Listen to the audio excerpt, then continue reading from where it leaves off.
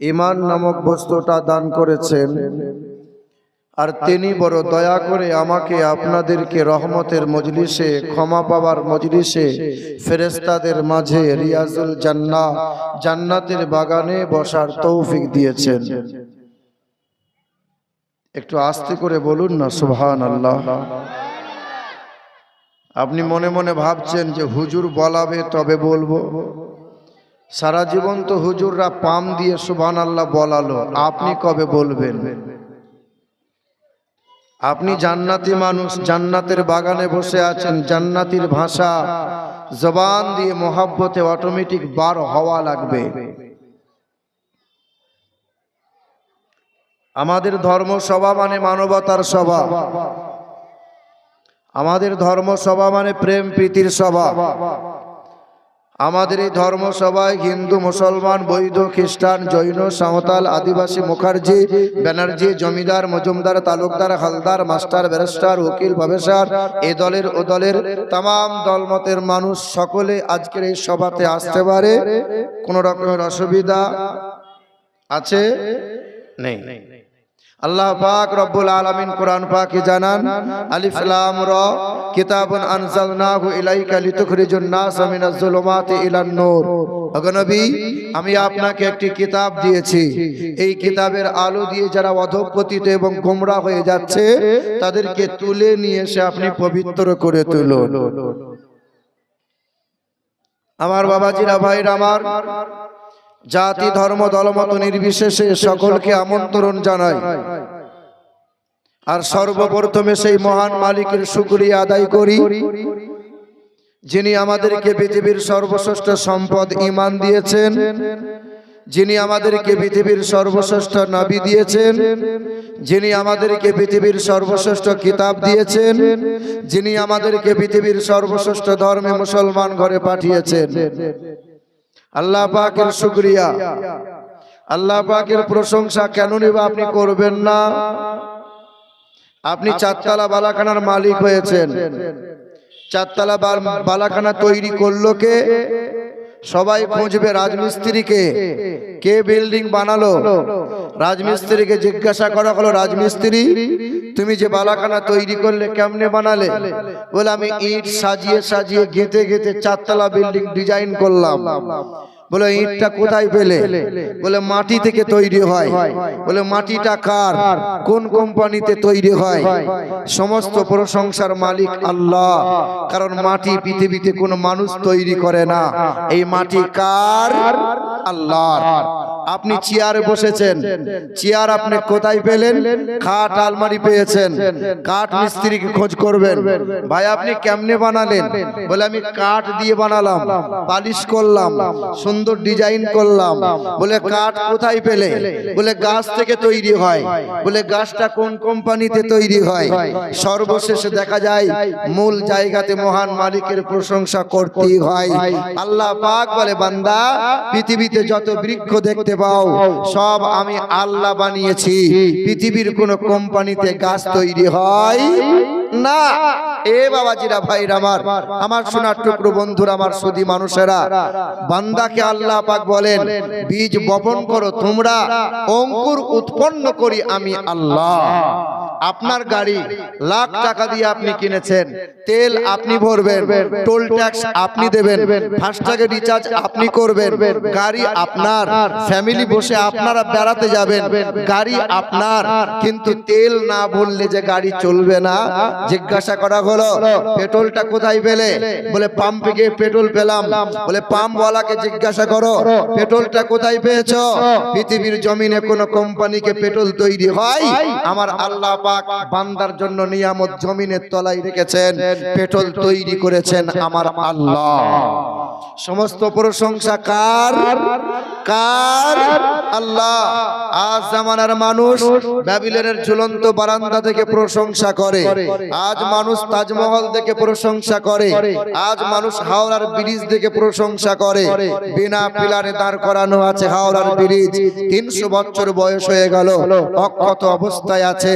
সকাল সন্ধ্যা হাজার হাজার টন টন মাল যায় আসে, অক্ষত অবস্থায় দাঁড়িয়ে রয়। শিক্ষিত মানুষ যারা হাওড়ার ব্রিজের খুব প্রশংসা করে তারা। আমার আল্লাহ পাক বলে বান্দা আসমানের দিকে তাকিয়ে দেখতে পাও না? আমি আল্লাহ আসমানকে সাবআ সামাওয়াত, সাত আসমানকে বিনা খুঁটিতে ছাদের মতো দাঁড় করিয়েছে, অক্ষত অবস্থায় রেখেছে। আলাম নাজালিল আরজা মিহাদা, জমিনকে আমি আল্লাহ বিছানার মতো বিছিয়ে রেখেছি। ওয়া খালাকনাকুম আজওয়াজা ওয়া জাআলনাল লাইলা লিবাসা ওয়া জাআলনান নাহারা মাআশা ওয়াল জিবালা আওতাদা। বান্দা তুমি যেদিকেই তাকাবে আমি আল্লাহ পাকের কুদরতি দেখতে পাবে। জোরে বলি সেই মহান মালিকের প্রশংসা আদায় করে মুক্ত কণ্ঠে উচ্চ স্বরে বলি আলহামদুলিল্লাহ। কিছুদিন আগে তারকেশ্বর আছে না, নাম শুনেছেন? আমাদের অমুসলিম ভাইরা তারকেশ্বরে যায় শিবের মাথায় জল ঢালতে। কয়েকজন অমুসলিম ভাই, হিন্দু ভাই শিবের মাথায় জল ঢেলে যখন বীরভূমের দিকে বাড়ি যাচ্ছে, সেই বগিতে জালসা করে আমিও ফিরে যাচ্ছি। আমাকে দেখতে পেয়ে জিজ্ঞাসা করছে, হুজুর আপনি তো মৌলভী সাহেব মানুষ, আপনাকে একটা কথা জিজ্ঞাসা করবো। করো। বলে আপনারা যে সকাল সন্ধ্যা আল্লাহ আল্লাহ আল্লাহ আল্লাহ জপের, আপনারা আল্লাহ আল্লাহর জিকির করেন, আপনারা নামাজ পড়েন, আপনারা সিজদা করেন, আপনারা আল্লাহকে দেখতে পান? আমরা যেমন দুর্গাকে দেখতে পাই, দুর্গার পূজা করি, মনে আনন্দ হয়। কালীর পূজা করি, কালী মাকে দেখতে পাই, মনে আমাদের আনন্দ তৃপ্তি হয়। আপনারা আল্লাহকে দেখতে পান? আচ্ছা বলেন, আপনারা আল্লাহকে দেখতে পান? আল্লাহকে দেখতে পান? আমার আল্লাহ পাক রব্বুল আলামিনকে দেখার এই দুনিয়াতে প্রয়োজন নেই। শোনো, আল্লাযীনা ইউমিনুনা বিল গায়ব ওয়া ইউকিমুনাস সালাত। বান্দা তুমি এক আল্লাহ এবং রাসূলকে বিশ্বাস করো না দেখে, সালাত আদায় করো, মালিকের ইবাদত করো, বান্দা তুমিই তো ঈমানদার। এ বাবাজিরা, ভাইরা আমার, আমি মুসলিম ছেলেগুলোকে বললাম, শোনো, এই কয়েকদিন পরে তোমাদের দুর্গা উৎসব হবে। ঠিক দেখবে দুর্গা যখন বিসর্জন হবে, তারপরের দিন খবরে কাগজে মোটা করে ঠাকুরের ছবি ছাপানো হয়। বলে হ্যাঁ তা তো হয়। বলে খবরে কাগজে ছাপানো হয় ঠাকুরের ছবি, শিক্ষিত মানুষরা খবরে কাগজ পড়ে। দু চার দিন পড়ার পরে খবরে কাগজ গোডাউনে ফেলে দেয়। আর ট্রেনে বাসে যারা হকারগিরি করে, তারা ঠোঙা তৈরি করার জন্য কিলো হিসাবে খবরে কাগজ কিনে নিয়ে যায়। বলে হ্যাঁ তা তো নিয়ে যাই। বলে মনে করো তুমি ট্রেনে সফর করছো, ওই ট্রেনের হকারটা ওই খবরে কাগজটা কিনে নিয়ে এসছে, যে খবরে কাগজে মোটা করে দুর্গার ছবি ছাপানো আছে, কালীর ছবিটা ছাপানো আছে, সরস্বতীর ছবি ছাপানো আছে। ওই ঠোঙা তৈরি হয়ে গেল, ঝালমুড়ি বিক্রি হচ্ছে। এমন সময় তুমি অমুসলিম হিন্দু ঘরের ছেলে ঝালমুড়ি কিনে নিলে। ঝালমুড়ি কিনে নেওয়ার পরে ঝালমুড়ি খাওয়া হয়ে গেল। এই ঠোঙাটা তুমি রেল লাইনে ফেলে দেবে না পকেটে তুমি গুঁজে নেবে? বলে আমি ট্রেন লাইনে তো ফেলে দেবো, পকেট তো গুঁজবো না। মনে করো তোমার দুর্গার ছবিটা রেল লাইনের মধ্যে পড়ে আছে, তুমি বাথরুমে গিয়ে ছচ্ছর করে মুতে দিলে, মানে পিশাব করে দিলে, তোমার এই পিশাবটা দুর্গার মাথায় গিয়ে পড়লো। বলো যুবক, তোমার ঠাকুরের সম্মান বাড়লো না কমলো? যুবক তখন ফেলিয়ে চেয়ে আছে। শোনো, এইরকম যদি আল্লাহকে দেখা যেত, এইরকম যদি আল্লাহকে দেখা যেত, মানুষ চামড়া কেটে কেটে আল্লাহর ছবি অঙ্কন করত। মানুষ কি করত? রাস্তাঘাটে আল্লাহর ছবি পড়ে থাকতো, নর্দমায় পড়ে থাকতো, আল্লাহর ছবির ওপরে কত মানুষ পা দিয়ে চলে যেত। আমার আল্লাহকে এইভাবে দেখা যায় না।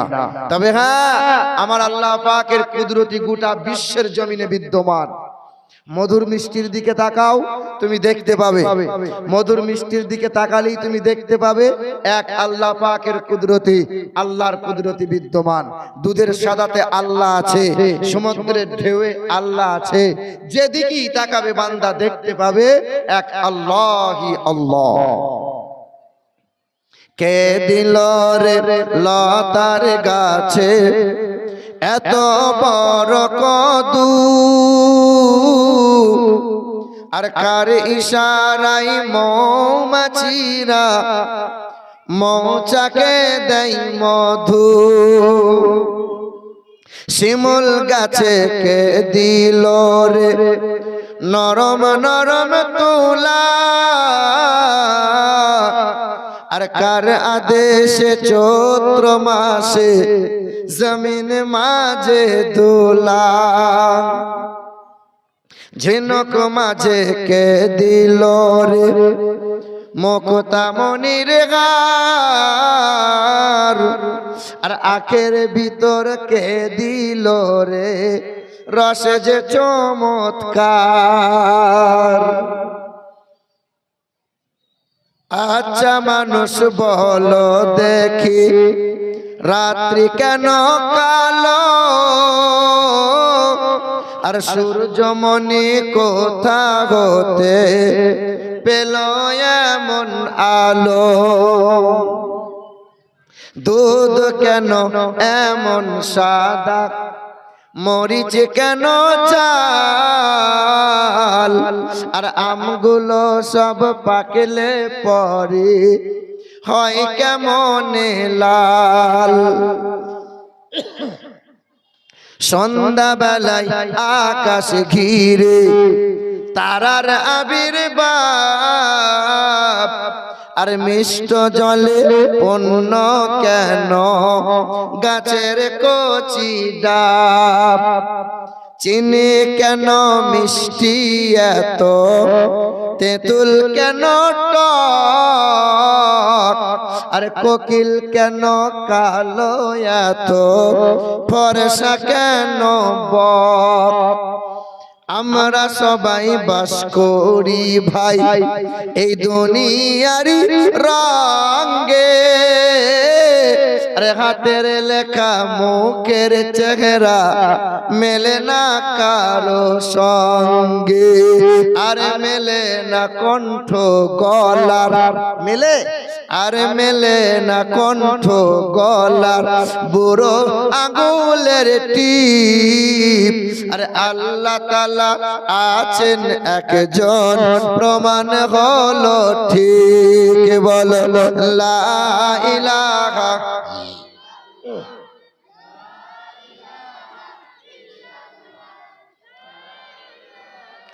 ইল্লাল্লাহু মুহাম্মাদুর রাসূলুল্লাহ। আল্লাহুম্মা সাল্লি আলা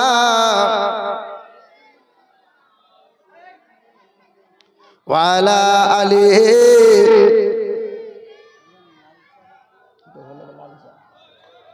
এই যে আচ্ছা আপনারা একটু আগিয়ে আসবেন, এই যে একটু আগিয়ে আসেন না আব্বা, এইদিকে যারা দাঁড়িয়ে আছেন ভাই একটু বসে গেলে খুব ভালো হতো না। আমার অমুসলিম ভাইরাও যদি শুনতে চাই বসতে দিয়ে, কোনো অসুবিধা নেই, সকলে বসতে পারে। একটু আগে আসেন না আপনারা, এই যে একটু আগে আসেন, আসেন মাশাআল্লাহ, আসেন চলে আসেন,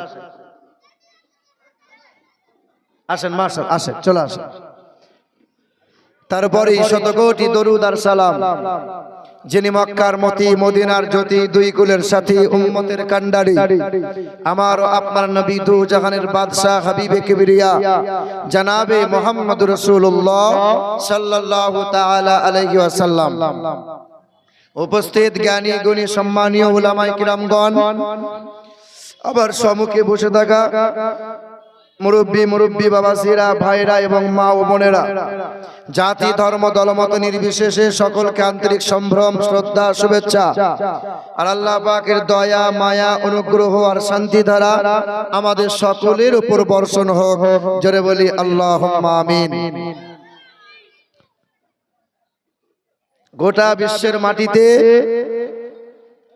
মানুষ হলো সৃষ্টির সেরা, মানুষ হলো সর্বশ্রেষ্ঠ।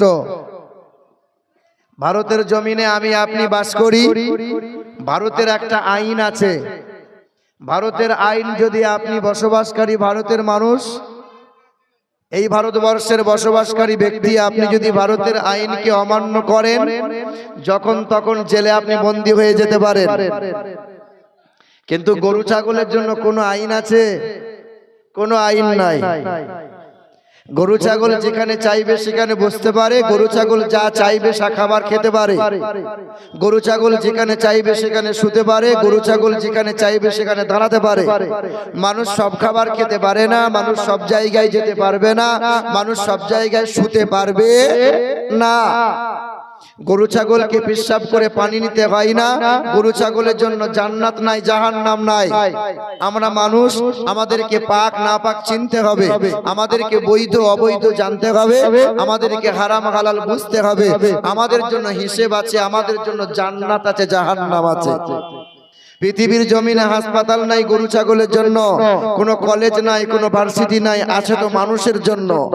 পৃথিবীর জমিনে যত যা কিছু নিয়ামত আমার আল্লাহ দিয়েছেন শুধু মানুষের জন্য, গরু ছাগলের জন্য কিন্তু কিছু নাই, আছে নাই।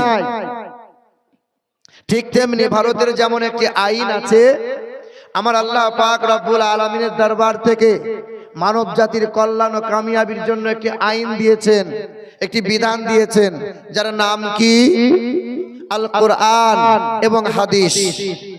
আমার বাবাজিরা, ভাইরা আমার, পৃথিবীর জমিনে সৃষ্টির সেরা হলো মানুষ। আর এই মানব জাতির ভিতরে আমার আল্লাহ দুটো জাতি দিয়েছেন, এক হলো পুরুষ আর এক হলো নারী। আচ্ছা বলেন, নন্দীগ্রাম এলাকার বাজার এলাকার মানুষেরা, আল্লাহ পাক সৌন্দর্যতা সবচেয়ে পুরুষকে দিয়েছেন না নারীকে দিয়েছেন? কাকে দিয়েছেন? না, নারীকে নয়।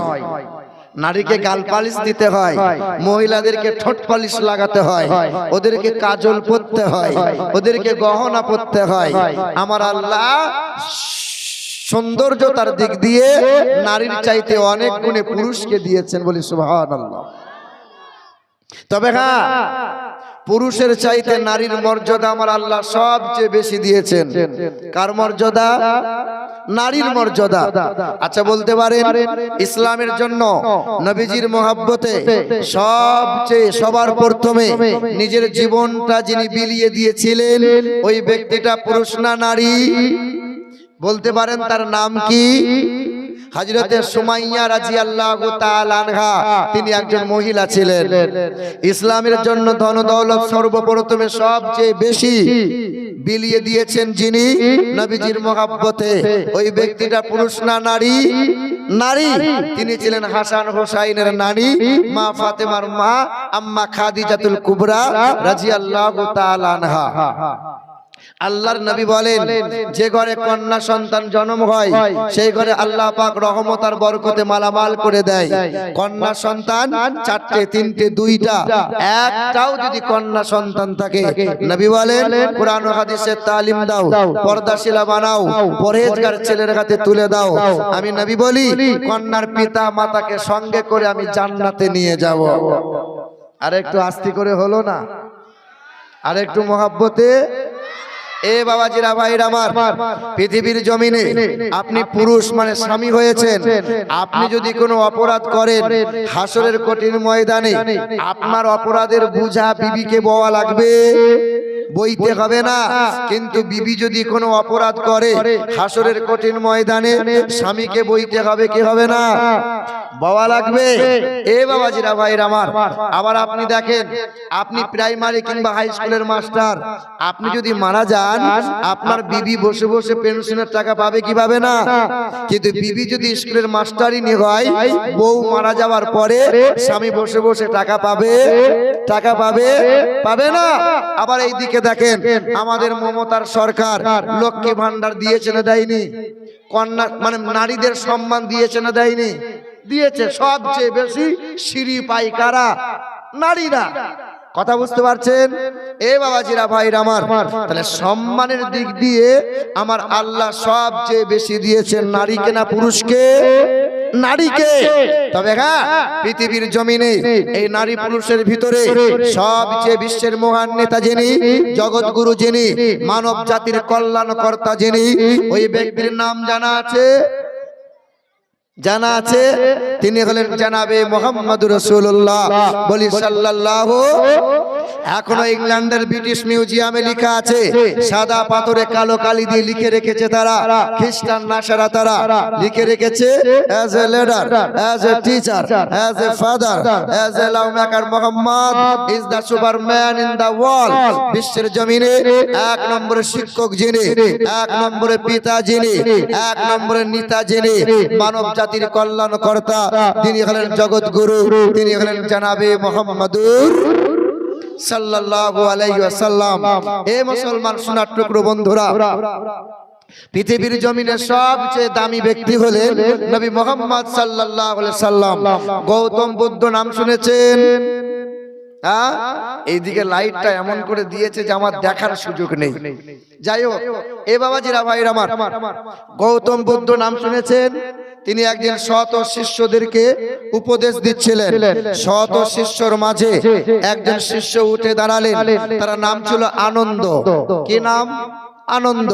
উঠে দাঁড়িয়ে জিজ্ঞাসা করছেন, গুরুদেব, আপনি যখন চর্মচোখ থেকে আড়াল হয়ে যাবেন, মানে আপনি যখন মারা যাবেন, আমাদেরকে ভালো ভালো কথা কে শোনাবে?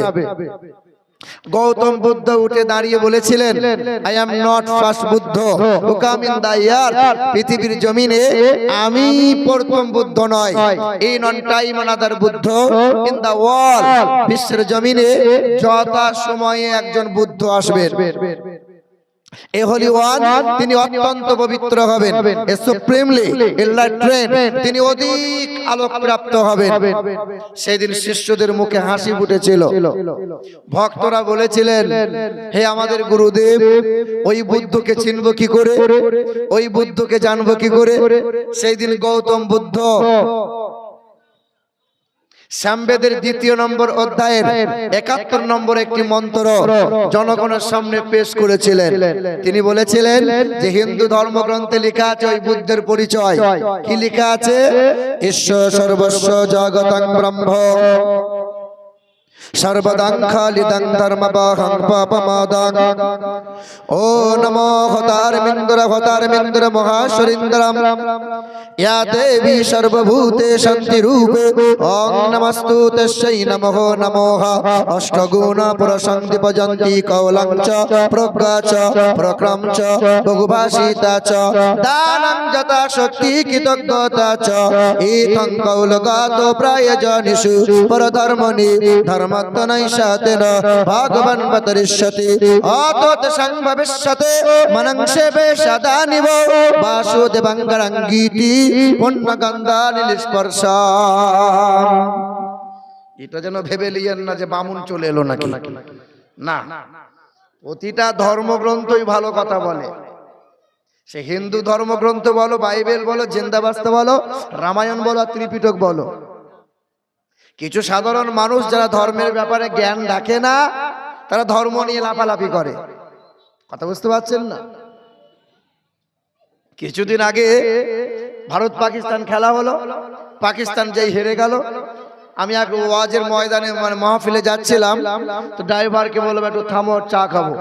চায়ের দোকানে বসে চাটা নিয়েছি, আর 2-4 জন মিলে শুধু বলছে পাকিস্তানি পাকিস্তানি পাকিস্তানি। পাকিস্তানি পাকিস্তানি করো কেন? হ্যাঁ, এই দাড়িওয়ালা টুপিওয়ালা দেখলে খুব চুলকানি হয় বলো, খুব কুটকুটুনি ধরে। পৃথিবীর জমিনে পাঞ্জাবিরা বাস করে, মাথায় পাগড়ি দেয়, লম্বা দাড়ি রাখে, লম্বা জামা পরে। এই দেশের মাটিতে কারো কোনোদিন কোনো অসুবিধা হয় না, কিন্তু দাড়িওয়ালা টুপিওয়ালা দেখলে পরে এক শ্রেণীর খুব জ্বলন হয়। কথা বলেন ঠিক কিনা? এই দেশের মাটিতে কত গির্জা আছে, কত মন্দির আছে, কত পাঠশালা আছে, কত ভার্সিটি আছে, কত বিদ্যালয় আছে, কারো কোনোদিন কোনো অসুবিধা হয় না।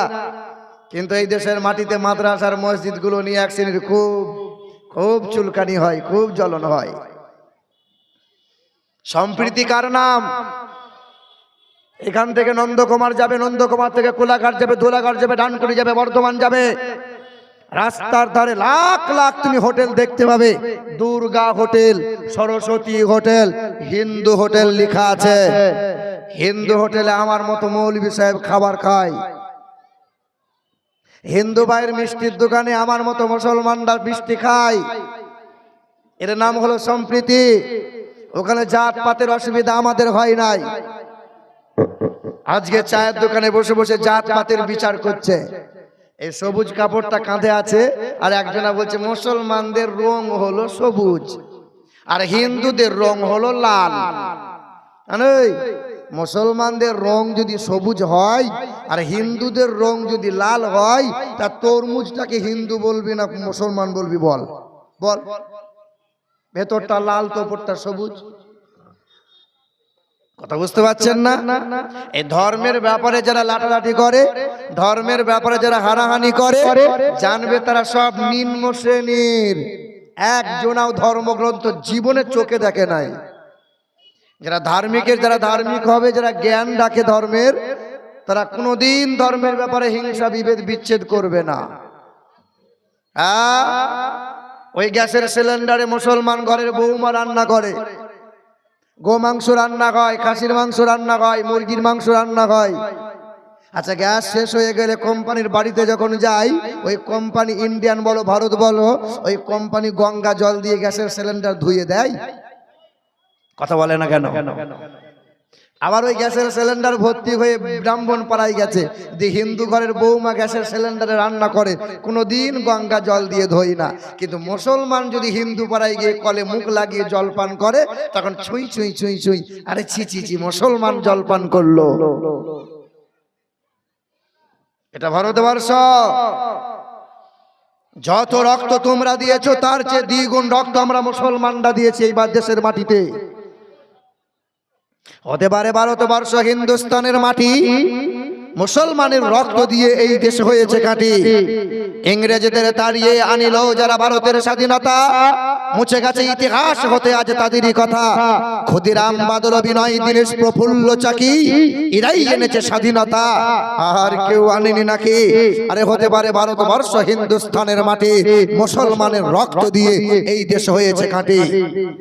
এখনো ইন্ডিয়া গেটে মোটা মোটা করে লেখা আছে স্বাধীনতা সংগ্রামীদের নাম, লেখা আছে হিন্দুদের নাম, লেখা আছে আদিবাসীদের নাম, লেখা আছে খ্রিস্টানের নাম।